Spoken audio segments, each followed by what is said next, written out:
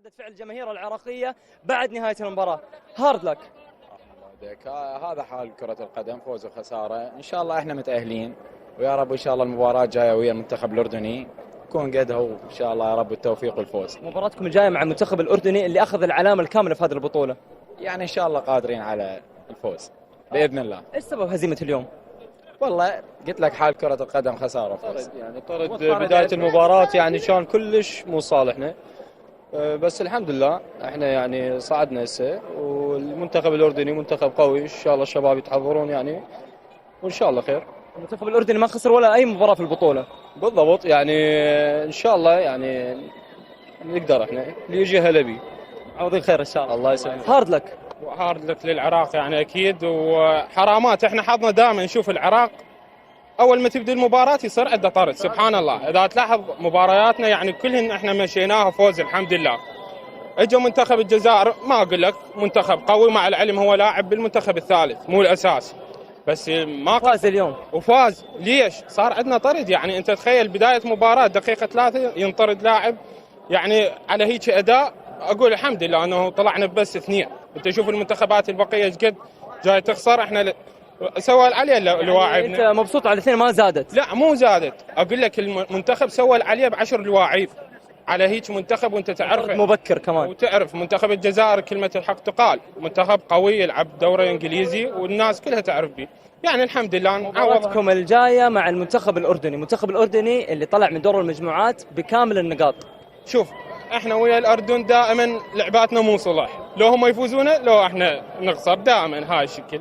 اخر مباراه انا حضرتها بالبصره كانت تعادل، وكان يعني حماس وجماهير هواي، وصارت من المباراة الجاية. فاحنا جايين نشجع وان شاء الله فوز بوقتها. هارد لك.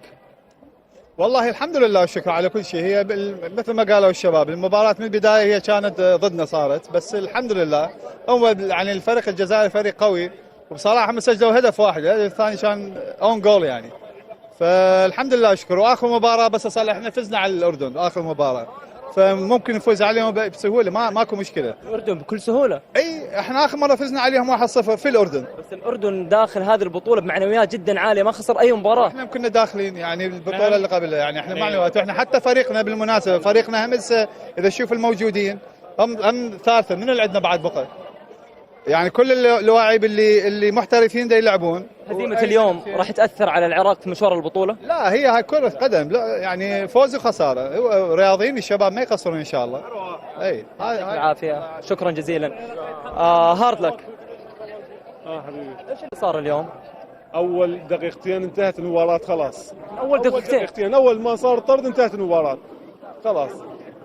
الف مبروك خلاص. الجزائري، هارد لك المنتخب العراقي، والحمد لله ان شاء الله ويا الاردن ان شاء الله صاعدين. الأردن ما خسر أي مباراة في البطولة. هذا بعد كل مباراة ولها ظروفها، ان شاء الله ويا الاردن ان شاء الله صاعدين. هزيمة اليوم راح تأثر على العراق في مشوار البطولة؟ احنا سود الرافدين وما حد ياثر علينا لا هزيمة ولا ابد، وان شاء الله البركة بالموجودين. صح عندنا غيابات، تاثير جلال حسن وايمن حسين، بس ان شاء الله نعوض مباراة الاردن. شكرا جزيلا حبيب قلبي. هذه هي ردة فعل جماهير المنتخب العراقي بعد مباراة اليوم. لكم الكلمة. عدنا إليكم من جديد مشاهدينا الكرام مباشرة من استاد خليفة الدولي بعد نهاية القمة بين المنتخبين العراقي والجزائري. المنتخب الجزائري يحسم القمة ويحسم صدارة المجموعة بعد الفوز في هذه المباراة المثيرة. الجماهير الجزائرية مستمتعة بهذا الفوز الكبير، الفوز المهم الذي يضع الخضر على صدارة المجموعة ويؤهلهم مباشرة لمواجهة المنتخب الإماراتي في الدور المقبل. مساء الخير. مساء النور. ألف مبروك الفوز. الله يبارك. كيفاش كانت المباراة؟ والله كويس الحمد لله تمام، وإن شاء الله احنا متعودين على النتائج هذه، والله جتنا نورمال عادي. ان شاء الله البطوله ان شاء الله ركب ضرب احنا والمغرب. فوز كبير، فوز كبير كان امام المنتخب العراقي، منتخب اللي عنده 4 ألقاب في البطوله العربيه، منتخب من بين المرشحين ايضا للتتويج. كيفاش عشتوا المباراه؟ عشنا المباراه بكل راحه، كنا عارفين بلي نربحهم، بس احنا كيف يقول لك سيبورتيونا اصحابنا تاع المغرب خوا وكاسي يندو، احنا يندوهم ان شاء الله في الواقع وفي المواقع احنا ما شاء الله. الجمهور المغربي ايضا كان حاضر اليوم لتشجيع المنتخب الجزائري. الكل او اغلب الجماهير الحاضره تتوقع نهائي او نصف نهائي مغاربي بين المنتخبين الجزائري والمغربي. كيفاش عشتوا المباراه اليوم؟ الحمد لله، احنا كما نقولوا القلب والكبده، المغرب والجزائر القلب والكبده. اللي دات اللقب هذا عادي بالنسبه لنا، المهم واحد فيهم يدي اللقب. احنا جينا اليوم نسيبورتيو الجزائر، وما عاوتاني نهار الخميس غنمشيو هكا حتى لافان ديال البطوله، وديما خاوه وما بيناتنا عداوه. اليوم منتخب الجزائر بين انهم المنتخبات القويه، ماشي غير في كاس العرب ولكن حتى في كاس افريقيا، وباذن الله ديما الجزائر وديما المغرب خاوه الموت. كل التوفيق ان شاء الله. نوجه كلمه للبشير نقولوا راك ظلمتو كي قلت له خزانه تجري بيبيوتاك يجري بيبيوتاك يجري. ايضا الجماهير حاضر معنا في هذه الامسيه. كيفاش عشتوا اليوم مباراه المنتخب الجزائري والمنتخب المغربي؟ مباراة قوية ومبروك علينا الفوز، وإن شاء الله الكأس تكون مغربية ولا جزائرية، وخاوة أو صاحبي مغربي. كيفاش كانت المباراة اليوم؟ مباراة والله غير في القمة. مبروك علينا، إن شاء الله الكوب ضرب لنا ولا المغاربة. هذه ايضا الاجواء هنا مشاهدينا الكرام بين العناصر او بين انصار المنتخبين المغربي والجزائري. اجواء ممتعه عشناها اليوم في هذه المباراه، اجواء جماهيريه كبيره ايضا. ازيد من 34 الف مشجع كان حاضر اليوم في مدرجات استاد خليفه الدولي. فوز كبير للمنتخب الجزائري وتأهل الى الدور المقبل. شكرا زملائي، وما زلنا ناخذ ردة فعل جماهير منتخب العراقي بعد المباراة.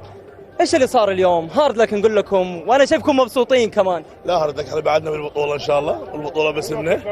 وتعرف اول دقيقتين لاول 4 دقائق كان طرد من منتخبنا، وصدرنا للمباراة لحد الدقيقة 45 الشوط الاول صار يدور علينا ثابتة. عاد بعدنا بالبطولة ان شاء الله. عندنا مباراة مع النشامة ومباراة ويا اردن ما خسر ولا اي مباراة في هذه البطولة. لك اخوان الاردن ان شاء الله لهم انه ماكو فرق، بس احنا اخوان، بس احنا ابطال هاي البطولة اكثر من حققها. ما تروح الغير 4 ابد ما نرجع لبغداد الا الخامس ويانا، بد ما نرجع الا الخامس ويانا.